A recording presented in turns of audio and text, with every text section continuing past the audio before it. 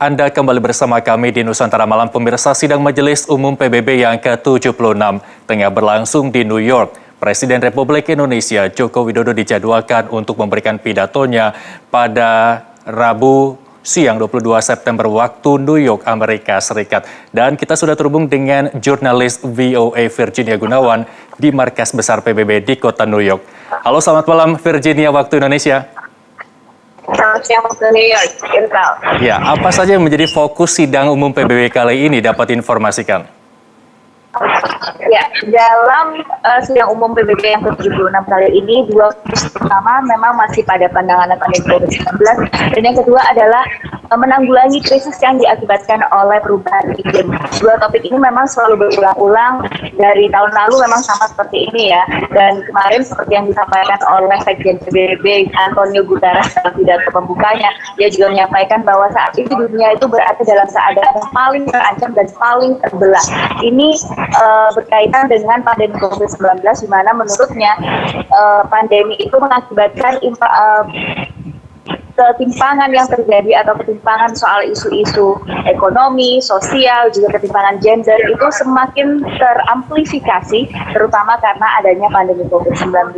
Selain itu, ia juga menyampaikan adanya misinformasi yang mengakibatkan polarisasi yang terjadi dalam kelompok-kelompok, selain juga menyatakan atau mengadres tentang isu konflik yang terjadi di Afghanistan, Yemen, dan Ethiopia.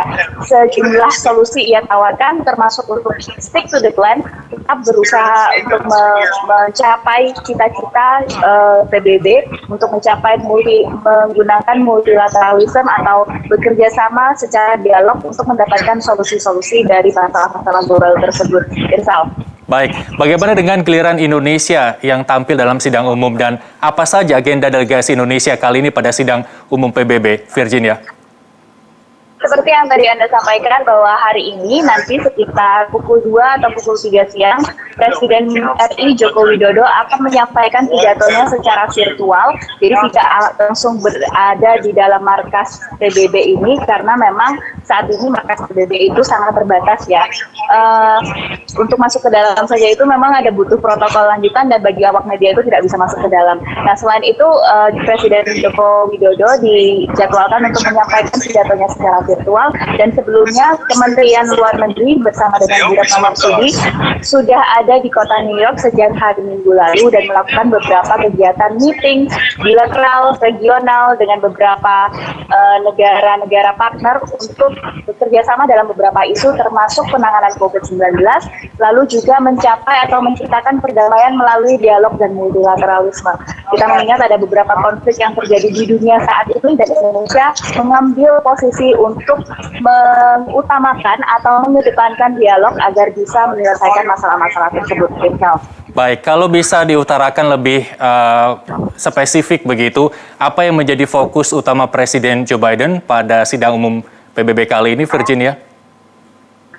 Ya, ini penting bagi Joe Biden untuk menampilkan wajahnya pada panggung PBB karena ini adalah pidato pertama kalinya di panggung PBB. Sebelumnya Presiden Donald Trump itu kerap kali muncul atau beberapa kali selama masa pemerintahannya muncul dalam sidang PBB, dan yang terakhir ia memang membawa slogan America First yang dianggap oleh sebagian analis itu sebagai sebuah pendekatan yang isolasionis dan menutup diri dari negara-negara lain. Nah, kali ini Joe Biden ingin menawarkan solusi atau menawarkan perbandingan dari pendahulunya itu ya. Nah, dalam salah satu poin penting yang disampaikan Joe Biden kemarin adalah relentless diplomacy atau diplomasi tanpa henti untuk menyelesaikan masalah-masalah global. Yang dia maksud pertama tentunya pandemi COVID-19, selain itu juga masalah konflik yang terjadi di beberapa negara, dan juga ancaman yang ditimbulkan oleh teknologi baru, serta juga meningkatnya pengaruh dari negara-negara yang punya kiblat otoriter.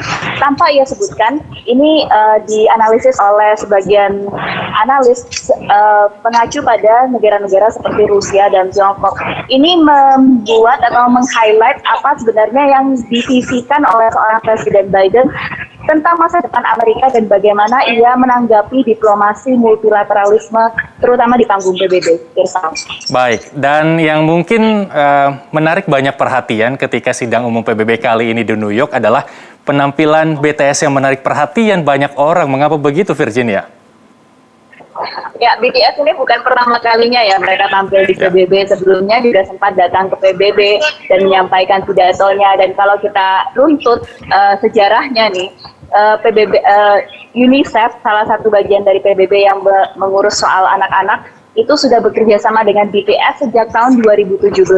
Nah, kolaborasi ini dianggap penting kembali ketika PBB ingin untuk merangkul generasi lebih muda dan mereka ingin untuk membuat beberapa visi mereka serta juga agenda PBB, terutama agenda berkelanjutan itu untuk lebih dekat dengan masyarakat atau generasi selanjutnya. Nah, penampilan BTS ini kalau misalnya kita lihat ya dari di channel YouTube PBB sendiri, di antara semua video itu penampilan mereka yang ada di dalam aula itu adalah video yang paling ditonton hanya dalam waktu 2 hari. Saat ke YouTube dan lihat views-nya itu udah sampai 13 juta. Bayangkan dalam 2 hari, sementara yang lainnya video PBB itu belum banyak yang ditonton dan sekitar dalam kisaran ribuan saja.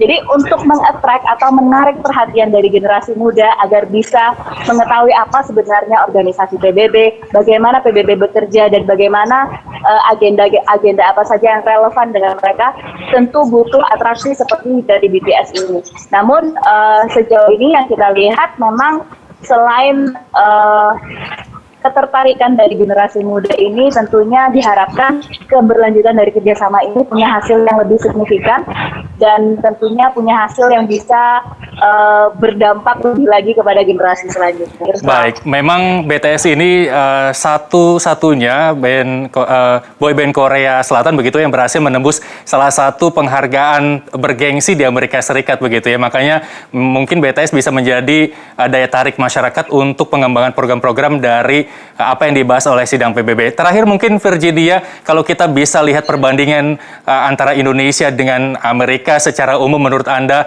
bagaimana kondisi COVID-19 di sana? Karena di Indonesia masih menjadi perhatian ketika ada kekhawatiran gelombang ketiga akan melanda Indonesia kembali. Virginia. Seperti saat ini saja, misalnya dalam settingan PBB atau settingan Majelis Umum Sidang PBB, di mana di kota New York ini sebenarnya pada awal kasus COVID-19 atau pada awal pandemi itu memang salah satu epicentrum atau pusat dengan angka COVID kasusnya itu paling tinggi di Amerika Serikat.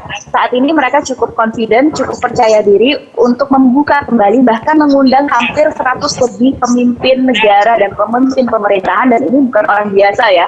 Mereka mengundang mereka datang ke sini dan mengadakan acara di dalam gedung PBB yang konotasi yang mana itu tertutup ya di dalam acara ini. Namun memang ada beberapa prokes atau protokol kesehatan yang harus dipatuhi. Misalnya harus divaksinasi atau menggunakan masker dalam ruangan tertutup. Nah, kewajiban-kewajiban seperti ini memang diterapkan terutama di beberapa toko swasta yang punya kuasa untuk memberikan aturannya sendiri. Terus pemerintah federal sendiri tidak memberikan mandat secara pasti, namun mereka memang mengatur lewat perusahaan atau aturan-aturan itu dikeluarkan oleh negara bagian tertentu agar aturan itu punya spesifikasi dan menyasar pada kondisi dari setiap negara bagian itu. Jadi memang pemerintah pusat itu tidak terlalu banyak mengatur, namun negara bagian yang mengatur sesuai dengan kondisi dari daerahnya masing-masing. Baik, luar biasa. Terima kasih Virginia Gunawan, jurnalis VOA melaporkan langsung dari New York terkait dengan sidang umum PBB. Selamat kembali bertugas, Virginia. Sampai jumpa.